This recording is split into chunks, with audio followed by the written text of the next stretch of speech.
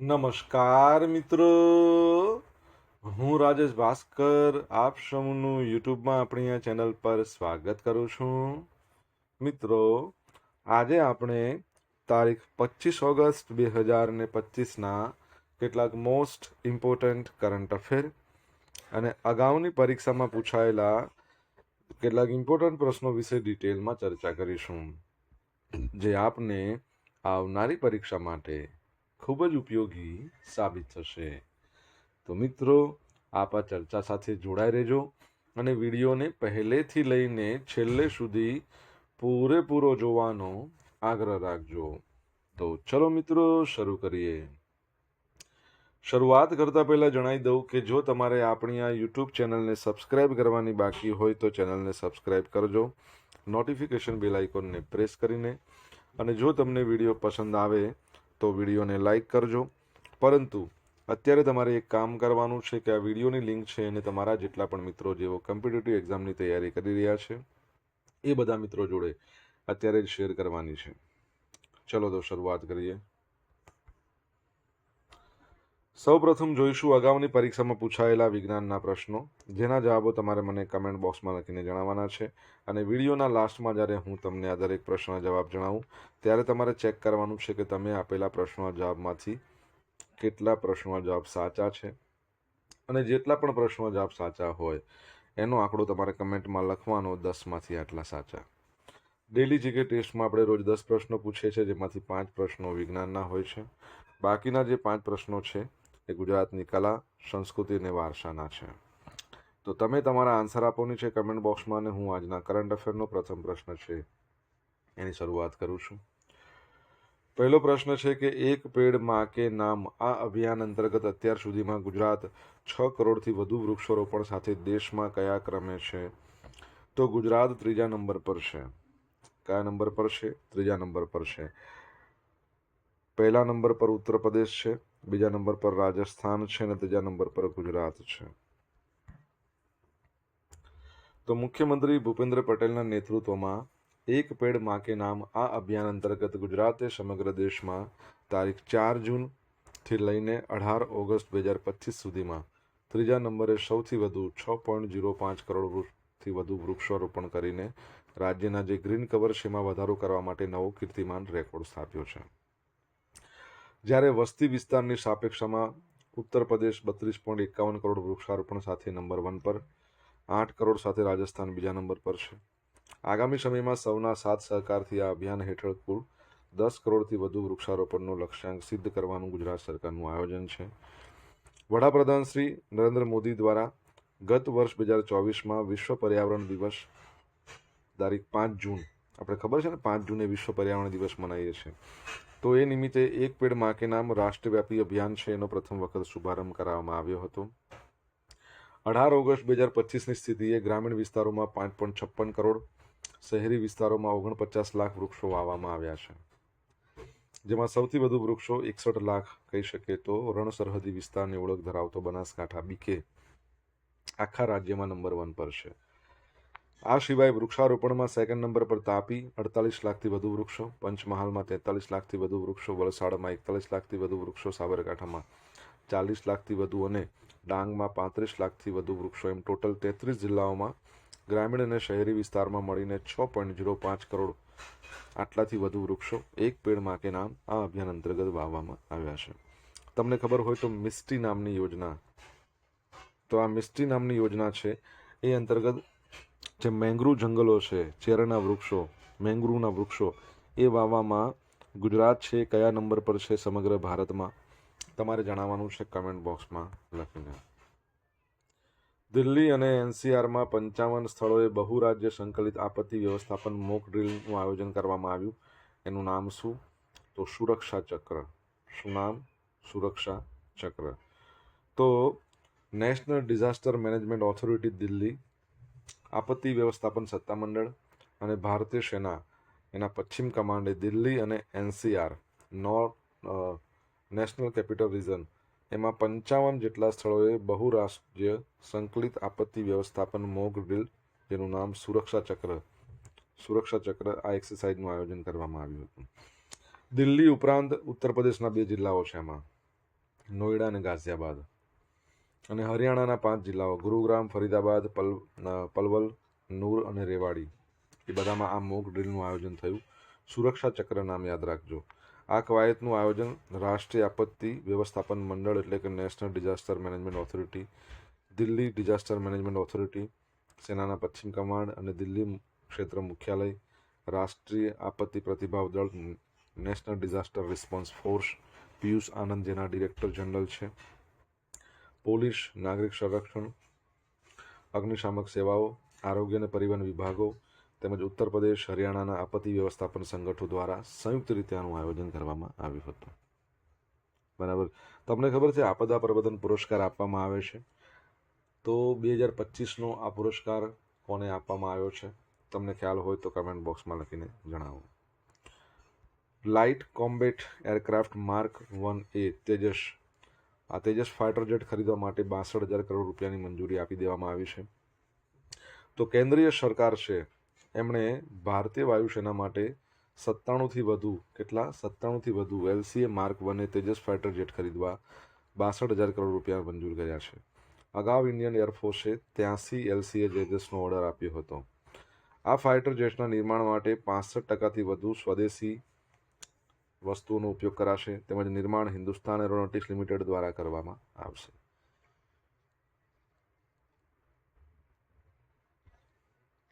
Hindustan aeronautics લિમિટેડની વાત કરીએ તો 1940માં એની સ્થાપના થઈ.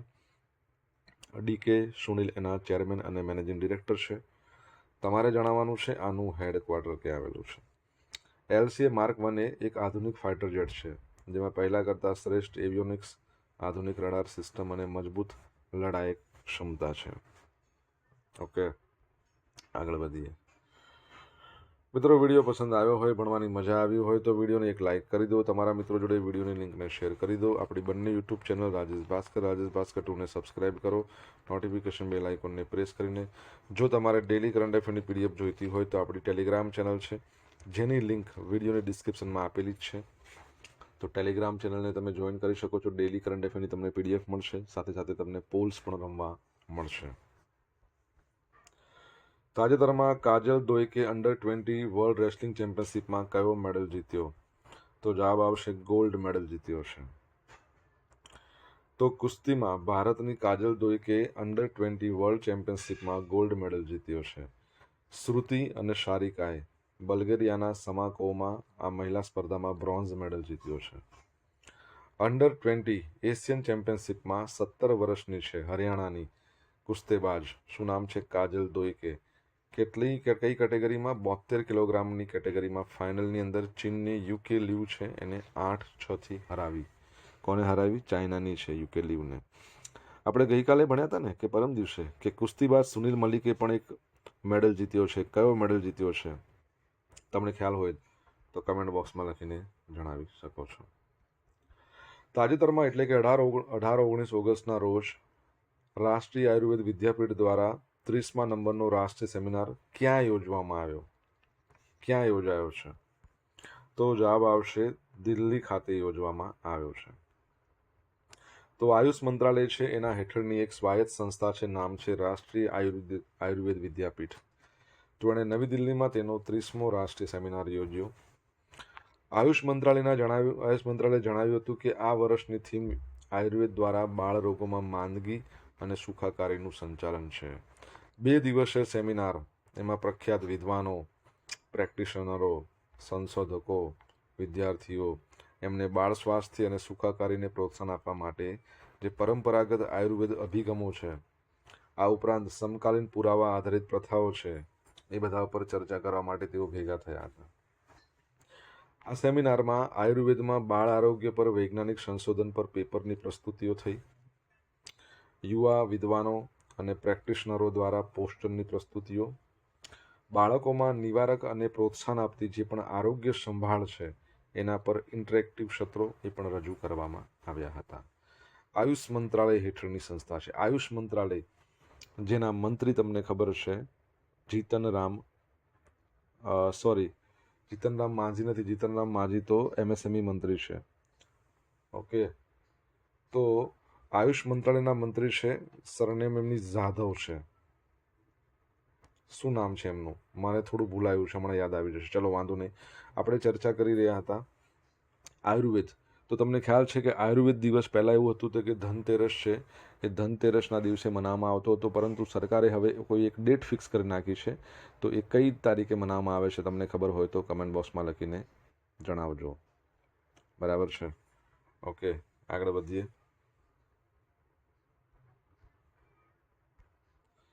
દિલ્હી પોલીસ કમિશનર તરીકે વરિષ્ઠ આઈપીએસ અધિકારી સતીશ ગોલિયાએ કાર્યભાર સંભાળ્યો. તમને ખ્યાલ હશે, રિસન્ટલી આપણે ભણ્યા હતા કે દિલ્હી પોલીસ કમિશનરનો વધારાનો ચાર્જ આપવામાં આવ્યો હતો શશિભૂષણ કુમાર સિંઘને. તો હવે સિનિયર આઈપીએસ અધિકારી છે સતીશ ગોલિયા, એમને દિલ્હીના પોલીસ કમિશનર તરીકેનો ચાર્જ સંભાળ્યો છે. શ્રી ગોલિયા 1992ની બેચના આઈપીએસ અધિકારી છે. કેન્દ્ર સરકારે સતીશ ગોલિયા નથી, ગોલચા છે, સોરી, મારે વાંચવામાં ભૂલ થઈ, ગોલચા, સતીશ ગોલચા છે. સતીશ ગોલચા નવી દિલ્હીના પોલીસ કમિશનર તરીકે નિયુક્ત કર્યા હતા. શ્રી ગોલચા છે, એમણે આઈપીએસ અધિકારી એસબીકે સિંઘ, શશિભૂષણ કુમાર સિંઘનું સ્થાન લીધું, જેમણે દિલ્હીમાં હોમગાર્ડ્સના ડિરેક્ટર જનરલ તરીકેની જવાબદારી ઉપરાંત દિલ્હી પોલીસના કમિશનરનો વધારાનો હવાલો સોંપવામાં આવ્યો હતો. બરાબર છે? તો આ યાદ રાખજો. આપણા ગુજરાતના ડીજીપી, તમને ખબર છે ને, એમનો કાર્યકાળ વધી ગયો. શું નામ છે ગુજરાતના ડીજીપી? તો વિકાસ સહાય. કાર્યકાળ કેટલો વધારવામાં આવ્યો તમારે કહેવાનું છે. આ ઉપરાંત અમદાવાદમાં 16 ઓક્ટોબર સુધી કોઈ પણ વ્યક્તિ ડ્રોન ઉડાડી શકશે નહીં. ડ્રોન ઉડાડવું હોય તો અમદાવાદ પોલીસ કમિશનરની પરવાનગી જોઈશે. પોલીસ કમિશનર અમદાવાદના કોણ છે? તો જીએસ મલિક છે. બરાબર છે? તો એ યાદ રાખજો. ઓકે, આગળ વધીએ. સોશિયલ મીડિયાના માધ્યમથી તમે મારી જોડે કનેક્ટ રહી શકો છો. મારું ઇન્સ્ટા આઈડી rajesh.i.bhaskar છે. મારું ફેસબુક આઈડી છે RI ભાસ્કર, અને આપણી ટેલિગ્રામ ચેનલ છે, એનું નામ છે રાજેશ ભાસ્કર, જ્યાં તમને ડેલી કરંટ અફેરની પીડીએફ મળશે અને પોલ્સ પણ રમવા મળશે. જો તમને ભણવાની મજા આવી હોય તો વિડીયોને એક લાઇક કરી દો. તમારા મિત્રો જોડે વિડીયોની લિંકને શેર કરી દો. ચેનલ સબસ્ક્રાઇબ કરવાની બાકી તો સબસ્ક્રાઇબ કરો, નોટિફિકેશન બેલ આઇકોનને પ્રેસ કરીને. કોના નેતૃત્વ હેઠળના 6 સભ્યોના મંત્રીઓના જીએસટીની જે હાલની 4 પ્રણાલી દરમાં ફેરફાર કરવાના પ્રસ્તાવને મંજૂરી આપવામાં આવી છે? શું આવશે બોલો? તો જવાબ આવશે સમ્રાટ ચૌધરી. શું આવશે? સમ્રાટ ચૌધરી. જોઈ લઈએ આપણે એમના વિશે. તો જીએસટીના જે દરો છે એને તર્કસંગત બનાવવા માટે, શું કરવા માટે? તર્કસંગત બનાવવા માટે રાજ્યના જે નાણામંત્રીનું જૂથ છે એની એક મહત્વપૂર્ણ બેઠકમાં કેન્દ્ર સરકારના પ્રસ્તાવને સ્વીકારવામાં આવ્યો હતો. બેઠકની અંદર હવે એવું કીધું છે કે ટેક્સ સ્લેબ ઘટાડીને 5% અને 18% કરવાનો જે કેન્દ્રનો પ્રસ્તાવ છે એના પર ચર્ચા કરવામાં આવી, જેમાં આ બધા લોકો સહમત થયા છે. અને કેન્દ્ર સરકાર જીએસટીમાં મોટો ફેરફાર કરવાનો પ્રસ્તાવ મૂક્યો. એમાં એવું કીધું કે 12% અને 28%. આનો જે સ્લેબ છે એ દૂર કરવામાં આવ્યો છે. ફક્ત 5 અને 18%ના બે દરો રાખવાના છે. બરાબર છે? આ ઉપરાંત તમાકુ અને પાન મસાલા જેવી જે વસ્તુઓ છે એના પર 40%નો ખાસ દર લાગુ કરવાનો. શું કે છે? 40%નો ખાસ દર લાગુ કરવાનો. બિહારના જે નાયબ મુખ્યમંત્રી સમ્રાટ ચૌધરી, આપ યાદ રાખજો, એમના નેતૃત્વ હેઠળના 6 સભ્યોની મંત્રી જૂથે 5%, 12%, 18%, 28%ની હારની 4 પ્રણાલી દરમાં ફેરફાર કરવાના પ્રસ્તાવને મંજૂરી આપી. એની જગ્યાએ ફક્ત 2 દર લાગુ પડશે. જે પણ વસ્તુઓ આવશ્યક છે એના પર 5%. અને એવું કહેવામાં આવી રહ્યું છે કે જે આરોગ્ય છે, વીમા ક્ષેત્ર છે, એને 0%, એટલે એના પરથી નાબૂદ કરી દેવામાં આવશે જીએસટી. પરંતુ હવે જ્યારે ફાઇનલ આવે ત્યારે ખ્યાલ આવે. અને જે સામાન્ય ચીજ વસ્તુ પર 18%, એટલે સૌથી મોટો બેનિફિટ થશે ઓટોમોબાઈલમાં. ઓટોમોબાઈલમાં 28% જીએસટી ચાલે છે અને 1% સેસ. તો ગાડીઓ, કારો, મોબાઈલ અને બાઇકો ને બધા સસ્તા થશે. તમાકુ જેવી કેટલીક હાનિકારક વસ્તુઓ છે એના પર 40% દર લાગુ કરશે. હમણાં મેં આપણે વાત થઈ હતી ને આયુષ મંત્રાલયના મંત્રી, તો આયુષ મંત્રી કોણ છે? પ્રતાપરાવ જાધવ. પ્રતાપરાવ જાધવ. બરાબર છે? યાદ રાખજો. ટોપ બ્રાન્ડ છે એ ટોપ બ્રાન્ડ 2025 એને ગ્લોબલ બ્રાન્ડની યાદીમાં માઇક્રોસોફ્ટ ટોચ પર આવ્યું છે. તો 7 થી 11 ઓગસ્ટ દરમિયાન શેન્ઝનમાં યોજાઈ હતી 19મી ચાઇના બ્રાન્ડ ફેસ્ટિવલ. એમાં ટોપ બ્રાન્ડ યુનિયને તેની ટોચની 500 વૈશ્વિક બ્રાન્ડ યાદી 2025 જાહેર કરી. રેન્કિંગમાં યુએસ ટેક જાયન્ટ વર્ચસ્વને પ્રકાશિત કરવામાં આવ્યું. માઇક્રોસોફ્ટ નંબર 1, એનવીડિયા ત્રીજા નંબરે, એનવીડિયા બીજા નંબરે અને એપલ ત્રીજા નંબર પર છે. હવે આની થીમ શું હતી? એઆઈ અને વૈશ્વિક વિસ્તરણ થીમ આધારિત આ કાર્યક્રમમાં વિશ્વભરના ઉદ્યોગ સાહસિકો, નીતિ નિર્માતાઓ અને બ્રાન્ડ લીડર્સ સહિત 10,000થી વધુ સહભાગીઓ જોડાયા હતા. અહીંથી પ્રશ્ન તમારા માટે એવો બનશે કે $4 ટ્રિલિયન માર્કેટ કેપિટલાઇઝેશન ધરાવતી વિશ્વની પ્રથમ કંપની કઈ બની છે? આ ત્રણમાંથી એક છે. તમને આન્સર આવડતો હોય તો કમેન્ટ બોક્સમાં લખીને જણાવી શકો છો. હવે મિત્રો જોઈશું અગાઉની પરીક્ષામાં પૂછાયેલા વિજ્ઞાનના પ્રશ્નો. પહેલો પ્રશ્ન શું? નીચેના પૈકી કયા તરંગોને ઉષ્મા તરંગો તરીકે ઓળખવામાં આવે છે? ઇન્ફ્રારેડને. 1 અંશ બરાબર કેટલા ગ્રામ? 28.35. કાલા આજાર નામનો રોગ શરીરના કયા અંગ પર અસર કરે છે? બોન મેરો. નાના આંતરડામાંથી નિર્માણ થતો લેક્ટેઝ નામના પાચક રસનું ગ્લુકોઝનું શામાં રૂપાંતર કરે છે? ગ્લેક્ટોઝમાં. Council for scientific and industrial research દ્વારા BGR-34 નામની આયુર્વેદ દવા શરૂ કરવામાં આવી છે. આ દવા કયા રોગ સાથે સંબંધિત છે? ડાયાબિટીસ. BGR-34 નામની. હવે જોઈશું અગાઉની પરીક્ષામાં પૂછાયેલા ગુજરાતની કલા, સંસ્કૃતિ અને વારસાના પ્રશ્નો. પહેલો પ્રશ્ન, ચિત્ર વિચિત્રનો મેળો એ ક્યાં યોજાય છે? ગુણભાખરી, સાબરકાંઠા. નીચેના પૈકી કયું નૃત્ય પુરુષ પ્રધાન છે? ગરબી. યાદ રાખજો, ગરબી પુરુષ પ્રધાન આવશે. તમને ગરબો કે તો એ સ્ત્રી પ્રધાન આવશે. શું આવશે? ગરબો સ્ત્રી પ્રધાન. ગુજરાતમાં એકમાત્ર સિનેગોગ જે યહૂદીઓ છે એમનું ધર્મ સ્થાન કહેવાય, પ્રાર્થના સ્થળ છે, ક્યાં આવેલું છે? તો આપણા અમદાવાદમાં. દ્વારકાના મુખ્ય મંદિરનું નામ શું છે? જગત મંદિર. સુંદરેય અને કુસ્તી કોના દ્વારા જાહેર કરવામાં આવે છે? પારસીઓ. શું આવશે? પારસીઓ. હવે મિત્રો ગઈકાલે પૂછેલા પ્રશ્નોના જવાબ જોઈ લઈએ. પહેલો પ્રશ્ન, એશિયન વેઇટલિફ્ટિંગ ચેમ્પિયનશિપ 2026 અને આર્ચરી એશિયા પેરા કપ 2026 એ ક્યાં યોજાવાનો છે? અમદાવાદમાં. સાથે સાથે world police and fire games છે 2029માં, એનું આયોજન પણ થશે. બરાબર છે. અને આના સિવાય પણ કોમનવેલ્થની પણ ઇવેન્ટ છે, એની શરૂઆત થઈ ગઈ છે. ગ્રામીણ વિકાસ પર રાષ્ટ્રીય ચિંતન શિબિર 4-5 સપ્ટેમ્બરના રોજ ઉદયપુરમાં યોજાશે. હવે મિત્રો જોઈશું આજે પૂછેલા પ્રશ્નોના જવાબ. પહેલો પ્રશ્ન એવો હતો કે મેંગ્રુવ વૃક્ષોના વાવેતરની અંદર ગુજરાતનો સમગ્ર ભારતમાં કયો નંબર છે? તો પ્રથમ નંબર છે. મેંગ્રુવ છે, સૌથી વધારે વૃક્ષો એ ભારતની અંદર તમને કોઈ પૂછે તો આવશે પશ્ચિમ બંગાળમાં. મેંગ્રુવના જંગલો સૌથી મોટું જંગલ સુંદરવન એ આખા વિશ્વની અંદર છે, સૌથી મોટામાં મોટું એ પણ પશ્ચિમ બંગાળ. પરંતુ મેંગ્રુવના વૃક્ષો સૌથી વધારે આખા વિશ્વમાં પૂછે તો ઇન્ડોનેશિયા. હિન્દુસ્તાન એરોનોટિક્સ લિમિટેડ છે, એનું હેડક્વાર્ટર ક્યાં આવેલું છે? બેંગલુરુમાં આવેલું છે. ત્રીજો પ્રશ્ન, કુસ્તીબાજ સુમિત મલિક છે, એમને સિલ્વર મેડલ જીત્યો. ચોથો પ્રશ્ન શું હતો? આપદા પ્રબંધન પુરસ્કાર 2025ની અંદર આ પુરસ્કાર કોણે જીત્યો છે? INCOIS, Indian national centre for ocean information services, હૈદરાબાદમાં તેનું હેડક્વાર્ટર આવેલું છે. દર વર્ષે હવે આયુર્વેદ દિવસ ક્યારે મનાવવામાં આવે છે? 23મી સપ્ટેમ્બરના રોજ મનાવવામાં આવશે. છઠ્ઠા નંબરનો પ્રશ્ન શું હતો? ભારતમાં આપણે આવો પ્રશ્ન પૂછ્યો તો યસ, $4 ટ્રિલિયન ની ઇકોનોમી ધરાવતું વિશ્વની પ્રથમ ઇકોનોમી ના કહેવાય, તો માર્કેટ કેપિટલાઇઝેશન ધરાવતું કંપની છે એનવીડિયા.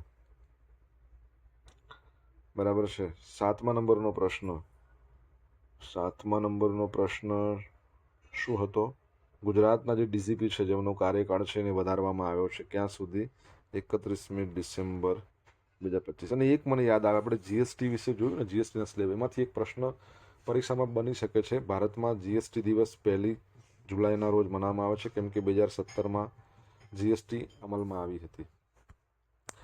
ગઈકાલના કરંટ અફેરમાંથી પૂછેલા કેટલાક ઇમ્પોર્ટન્ટ પ્રશ્નો જોઈએ, જેના જવાબો તમારે કમેન્ટમાં લખવાના. પહેલો પ્રશ્ન, ગુજરાત વહીવટી સુધારણા પંચ GARCનો કેટલામો અહેવાલ સુપ્રત કરવામાં આવ્યો? સેકન્ડ પ્રશ્ન, કયા રાજ્યમાં 18 વર્ષથી વધુ ઉંમરના લોકોને નવું આધાર કાર્ડ નહીં બનાવવામાં આવે? જવાબ આવડે તો કમેન્ટ બોક્સમાં લખીને જણાવી શકો છો. તો આ હતા આજના દિવસના કેટલાક મોસ્ટ ઇમ્પોર્ટન્ટ કરંટ અફેર. સાથે આપણે જોયું અગાઉની પરીક્ષામાં પૂછાયેલા ઇમ્પોર્ટન્ટ પ્રશ્નો એના જવાબોની સાથે. આશા રાખું બધાને ભણવાની મજા આવી હશે. મજા આવી હોય તો વિડીયોને લાઇક કરો, તમારા મિત્રો જોડે વિડીયોની લિંકને શેર કરો. આપણી બંને યુટ્યુબ ચેનલ રાજેશ ભાસ્કર 2ને સબસ્ક્રાઇબ કરો, નોટિફિકેશન બેલ આઇકોનને પ્રેસ કરીને. તો મિત્રો, thank you so much for watching this video. Have a nice day. જય હિન્દ, જય ભારત, જય જય ગરવી ગુજરાત.